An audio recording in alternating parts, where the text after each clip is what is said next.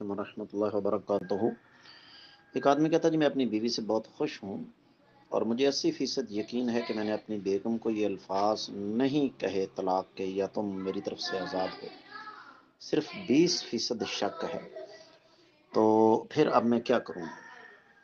بسم اللہ والصلاۃ والسلام علی رسول اللہ۔ شریعت جو ہے نا وہ شک کی بنیاد پر کسی مسئلے کو حل نہیں کرتی۔ جب آپ کو 80% یقین ہے کہ آپ نے یہ لفظ نہیں کہے تو یہ 20% شک آپ کو ہو رہا نا، یہ شیطان کی طرف سے سمجھیں اور اللہ تعالیٰ سے معافی مانگیں، انشاءاللہ کچھ نہیں ہوتا۔ السلام علیکم۔ آپ نے سوال کی ہے کون کون سا گیم کھیلنا گناہ ہے؟ ہر وہ کھیل جس میں جوئے کا امکان ہو، شریعت نے اس سے منع فرمایا۔ ہر وہ کھیل جس میں جوئے کا امکان ہو، شریعت اس سے منع کرتی ہے۔ السلام علیکم۔ آپ نے سوال کیا ہے کہ کون کون سے ایسے اعمال ہیں جو کریں تو انسان بغیر حساب کے جنت میں جائے گا۔ یہ اس کا جواب اختصار کے ساتھ دینا ممکن نہیں ہے۔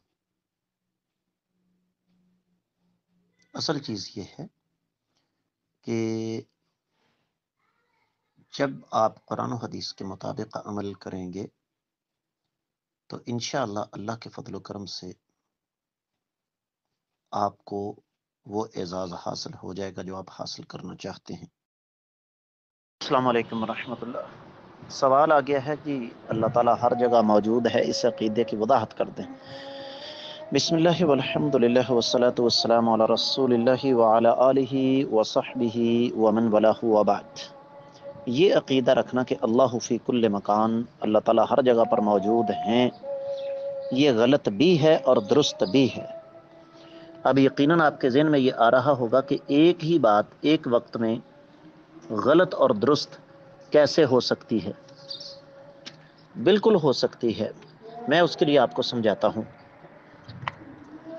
کہ اگر تو یہ عقیدہ رکھا جائے کہ اللہ تعالیٰ وجودی طور پر ہر جگہ موجود ہیں تو یہ عقیدہ غلط ہے، اس لیے کہ یہ تو قرآن واضح طور پر کہتا ہے الرحمن علی العرش استویٰ، اللہ تعالیٰ عرش پر مستوی ہیں۔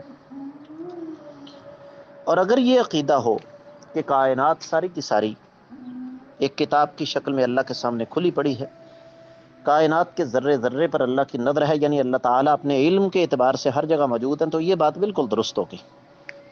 رہا یہ مسئلہ کہ سورۃ البقرہ کی آیت نمبر 115 فَإِنَّمَا تَوَلُّوا فَثَمَّ وَجْهُ اللَّهِ، جس طرف بھی تم منہ کرو اسی طرف اللہ تعالیٰ کا چہرہ ہے، تو یہ آیت مبارکہ اس عقیدے کے خلاف نہیں ہے، یہ آیت مبارکہ اس عقیدے کے منافی نہیں ہے کہ اللہ تعالیٰ عرش پر مستوی ہیں۔ السلام ورحمۃ اللہ۔ آپ نے سوال کیا ہے عشاء کے بعد 4 سنتوں کے حوالے سے۔ میرے بھائی، صحیح حدیث میں عشاء کے بعد 4 سنتیں پڑھنے کا کوئی ثبوت نہیں ہے۔ اگر آپ کے علم میں کوئی حدیث ہے تو لائیے۔